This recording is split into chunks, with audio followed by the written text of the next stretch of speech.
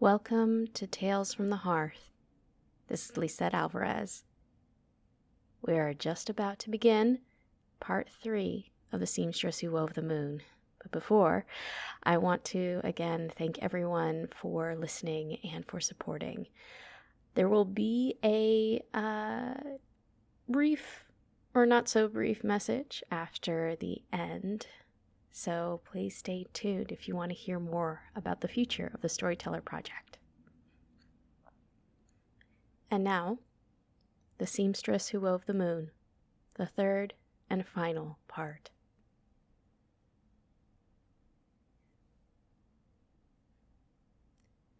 Seated next to the Moon King in question was a beautiful, unearthly being, with long braids and a face like the dark side of the moon. The steward was standing beside her, their face shadowed by the towering thrones. They leaned over and whispered something in her ear. Oh, darling, this is the little earth seamstress who made my dowry cloak. She must have misspoken, the poor dear. The king did not seem as amused, nor as shifting in his opinion as his betrothed. His face remained dour as he stood, cloak billowing behind him. The question is, then, how did you get here? The seamstress trembled. She had made a mistake. She should not have stolen the thread. She was now in a place where she was not wanted, and worse, she was in a place where the ruler looked like he could turn her into moon dust with a flick of his finger.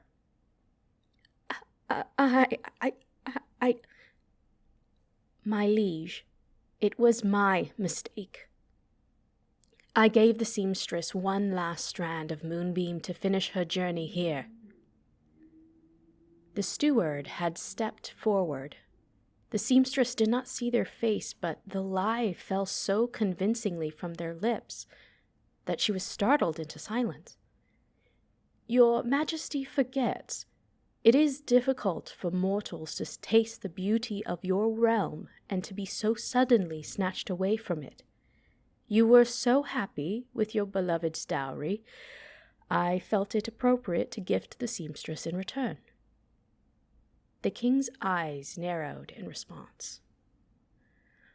What dreams were you sent to, girl? My lovers. Loves from years past, lives we never lived together, but that I wanted. I had thought perhaps that they may have been you. I was clearly mistaken. Mortals are not allowed so deep into my realm for this reason. It scrambles your brains. Steward, send this girl back to where she belongs. She has been gifted a visit to the Palace of the Moon. That more than covers our debt, don't you agree? No. No? Please, Your Highness, Your Majesty, please, I have never felt such peace as I have in your realm. Won't you let me stay? I can make you more cloaks, trousers, robes, gowns, anything you want. Please. That is not how this works. My realm is not meant for the living. Only the dreaming, and only temporarily. However, your work is certainly remarkable, and you have me in a good mood. It is, after all, the eve of my wedding. I will give you a choice. You may remain here if and only if you choose a dream truly worth sacrificing your life on earth for. You will remain asleep in the mortal realm and waste away. So, you must choose before the sun rises. If you do not choose, the moonbeam tied to your finger will disintegrate, and you will wake to your regular life. I would die? Would I continue to dream? No. My realm is not the realm of the dead, but your final days on Earth, asleep, will be as if you lived an entire life here. That wouldn't be so bad, then? Wait, I don't think you... This is her choice, steward. Allow me to be her guide, then, into her dreams. I will keep watch over the time, remind her when the choice needs to be made. Very well.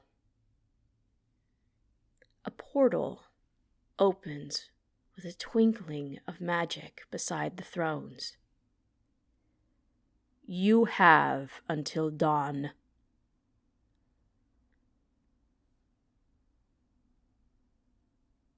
The air suddenly smelled familiar, salty and fresh, where she had left her last lover, the pirate. Hello again, my love. Where shall we go this time? The markets of Ken, the beach jungles at the shores of Gali? It is up to you. Oh, well, I would say the markets. As you wish. Is this what you really want? Hearing the steward's voice in this place was surprising, if not unwelcome. Oh, I forgot you were there. Is this what you really want? Maybe. This is only a dream, you know? This is only the first dream, too. Is there not one that stands out? I guess I just need to check my gut. Well, what does your gut tell you about this one? The seamstress listened to waves lapping against the boat. I love the adventure, the freedom. The world is wide open to me here. It would be a fun way to live out the rest of my life, that's for sure. And what of your lover? Oh, well, he loves me, brings me with him. Okay. Isn't that enough? That's for you to answer. Fine. Let's go to the next stream, then, if you think mine is so boring. The portal opened again, wind whipping around them. The sound of children laughing filled her ears. Oh dear, he's gotten mud on his shoes again. I'll be right there. My love, don't forget the pie for the picnic. The cabin door closed. Smells good. You know, you could allow me to soak in the dream first. May I have a bite? I guess so. Thank you.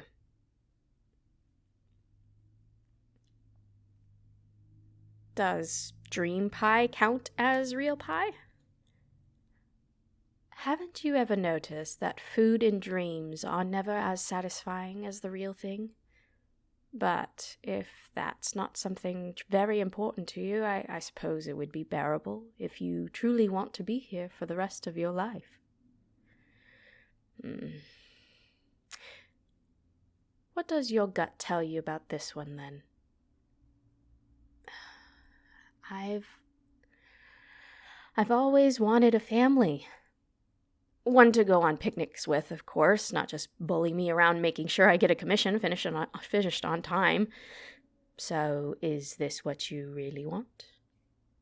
The seamstress looked around at the cabin, a cozy place filled with trinkets and a life well lived, photos on the wall, a kitchen that smelled faintly of cinnamon and vanilla, the echoing laughter of children, of a dearly loved family. But what about adventure? It's hard to have adventures of the kind with pirates in such a settled life. Perhaps the next dream would provide clarity. The seamstress waved her hands, unsure. Maybe. Let's go to the next one. The seamstress and the steward stepped through her dreams, one after another, after another, after another. It felt like each held a jewel of her desire, what she always wanted out of life and love. Recognition, family, adventure, power, peace, riches, joy, pleasure. Yeah, that one was a little awkward to share with the steward. And, well, when confronted with the question of whether she wanted to remain, it always felt like something was missing. Finally, she stepped through the portal and was met with an all too familiar smile and skirt. Her first love, the Duchess's niece. "Hello, darling." She was barely able to gather her feet under her to let her be whisked away to the dance floor. The steward disappeared from view. The castle seemed bigger this time, more riotous, more full, and all of a sudden, the seamstress could feel it. Her own gracefulness, the eyes of her admirers, the gowns and cloaks and robes and pants on display, things she never made, but she knew deep down were possible. This is where she wanted to be. Recognized, loved, admired, celebrated, not shoved into a corner of a shop, allowed to freely express herself. This is what she wanted. Surely this is what she could live in forever. And her lover, her first love, the one that lingered the longest, the deepest. She would have her forever. Well, as long as forever could feel in a single winter's dream. "What's wrong, my love?" "Oh, nothing. What was that?" "Oh, the shine? That. Silly, that's your masterpiece. It's the star of the show. Other than you, of course." "May we go see it?" As she spoke the words, the seamstress felt herself moving towards a shining light, soft and golden, and seemingly right around the bend, right out of the corner of her eye. With all the beauty around her, what could she possibly imagine as her masterpiece? A longing, like the pull from the moonbeam, pulled the seamstress forward. "Hey! Is this what you want?" "Let go of me. Yes, this is what I want." "Are you sure?" "What do you mean, after all of the dreams where I wasn't sure, after everything?" "Yes, this is what I want. I want to be here, there. I want to see my masterpiece. Let me see it." "You have minutes left. You need to be sure." "Let me go." The steward seemed sad. but released the seamstress's hand. The seamstress rushed forward towards the light, closer, and found nothing. An empty wall greeted her. "My love, you have so many other pieces to view. Come, the king has arrived." "Where is it?" "Where's what, my darling?" My masterpiece, where is it?" "Oh, you have plenty of time to make a masterpiece. My beloved seamstress surely has the skill. Let's meet the king, shall we?" No, I saw it. You said it was here." Did I? Well, maybe it's here somewhere then." The seamstress spun around, looking for the steward, wanting to demand answers, but she couldn't see them. The crowd was too dense, moving too quickly. Her lover took her hand and pulled her once again into a dance. The turning was dizzying, and the seamstress felt like she was being exchanged from dancer to dancer, coming, always, back to her first love. Was this what she wanted? Really? After all the other dreams, all the other possibilities, this was the one she wanted to die for? And what of her masterpiece? The seamstress cast her eyes around the room, desperate for the connection she felt, the pull, the shine. But it was gone. Only glimmers of her dream creations remained. They were beautiful, admirable, things she always wanted to make, but they were only imaginings, dreams. She never stabbed her fingers, cramped her hands with hours of work making these dreams. She never felt the flush of excitement over overcoming a block of creativity when deciding on the pattern. She never felt the silk or linen or velvet or fur slide over her skin for so long until they felt like they were an extension of herself. Did she really believe this dream was the best she could get out of life?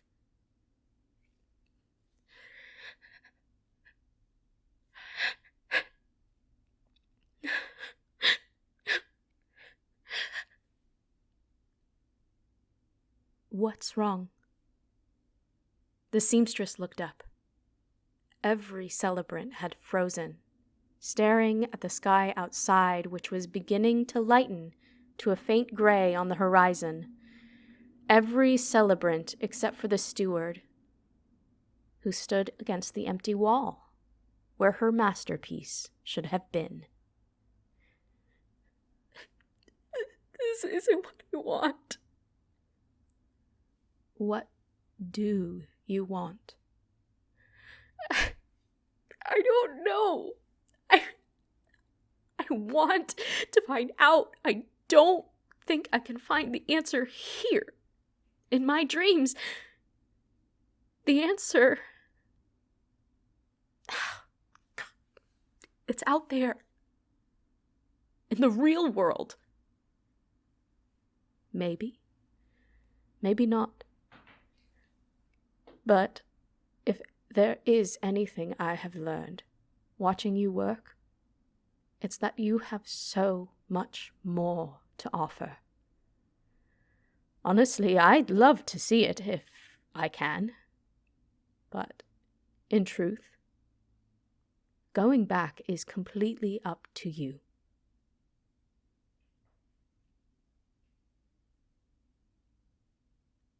The stewards simply waved their hand and the portal opened again, this time to the bridge over the stream. The moon was barely visible, only beginning to show again after the long, dark night.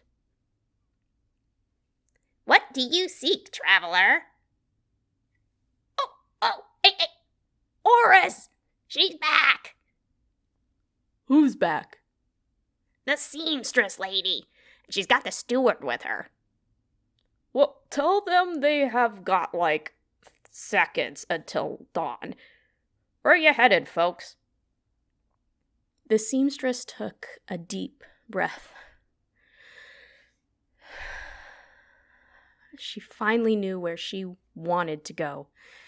It was more frightening than dying peacefully in her sleep, surrounded by love and comfort and twirling skirts, a well-tended fire, a secure home, returning again and again to the arms of her first love.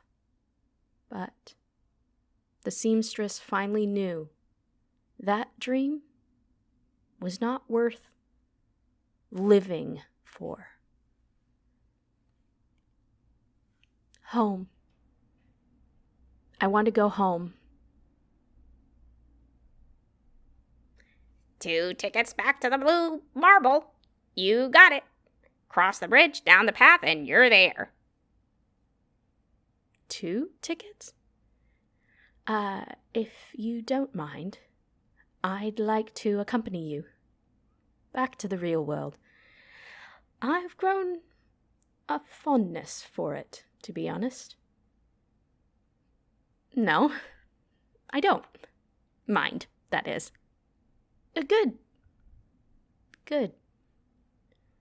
The 2 stepped across the bridge and passed between Horace, the lobster, and the raccoon dog, down the path and into the front door of her uncle's shop once more.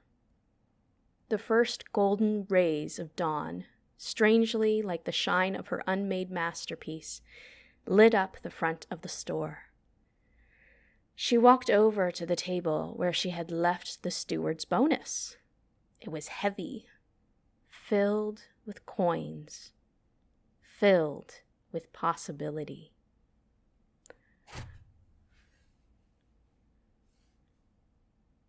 Where to now? The steward looked at the seamstress, waiting for her answer. She smiled at them, and they smiled back. Anywhere but where I have been. Excellent choice. The end. The Seamstress Who Wove the Moon was written, produced, and performed in 3 parts by Lisette Alvarez, me.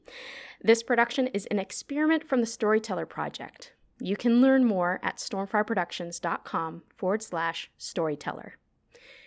So, here we are, finally, multiple moon cycles after the initial start, but it is complete, and I want to thank everyone who supported this story and me throughout and regardless of the delay. Those who joined the live streams, the messages, both personal and on Discord, and to those who tossed a few coins of support. The Storyteller Project is an experiment in collective storytelling, with the goal to find more sustainable models of production. With the second experiment officially complete, I would like to share a few interesting findings with you. As many good scientists know, the most important part of an experiment is the ability to repeat it and compare findings. Together, we have tested my hypothesis that a community is willing to participate and support even small acts of audio storytelling. We also tested the hypothesis that I, an individual creator, could make a new modern folktale within 5 days and raise $500 during that time to match my local living wage, an estimated total of about 22 hours at $23 per hour. So, with those hypotheses in mind, here are the findings. For those who are visual learners, you can see this breakdown in the transcript, linked in the show notes. Number 1, we raised over $400 to create 2 modern folktales. Number 2, experiment number 1, the wedding gift, took 5 days to create. Experiment number 2 took 3 months. Number 3, I worked 30 hours in experiment number 1, and though it took a while, about 16 hours for experiment number 2 without sound design. Number 4, I was able to finish experiment number 1 with sound design, but I was exhausted and irritable afterwards. Number 5, I finished experiment number 2 with an extension in writing the script in multiple parts and without sound design. And checking in with myself now, I feel a lot more satisfied with my work and with still some energy. Thank goodness. Number six, both experiments averaged 2 to 3 participants in the Discord live streams for the collective tarot readings and mood board and hook development. Subscribers also remained consistent in listening to the episode of the collective tarot reading, even after. Number 7, both experiments averaged 40 listeners in the first 7 days of episode release. This is tracking the first 2 parts of the Seamstress, obviously, not this final part that's being released now, but the data seems pretty consistent.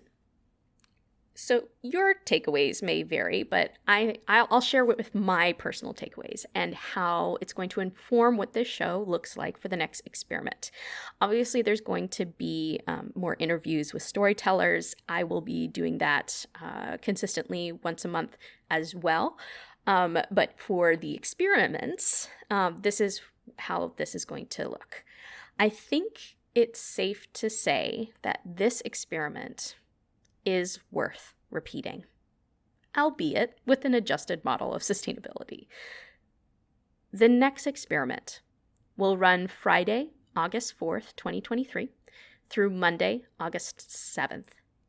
This timing is meant to align with my adjusted work schedule so I can minimize multitasking, which affected experiment number 2, and that I can also conduct the live streams in a more easy and accessible manner over the course of a weekend or a long weekend, essentially. Also, instead of a goal of $500, I will aim for a per experiment goal of $200 since I will be cutting hours spent on sound design. So, if you made it this far, congratulations. I am not a scientist, but I am excited to continue to experiment with new models of sustainable storytelling, especially right now, amidst so many crucial conversations about the value of art in our society. I'm still WJ SAG-AFTRA strong here, and I stand in solidarity with those who are seeking sustainable model of our industry. If you liked what you heard, please consider contributing what you can to the Storyteller Project. That link is on the website. And sharing it wherever you find your hearth. Take care, all. And remember, dreams can only come true when you are awake. So, open your eyes and let's fill the world with new dreams.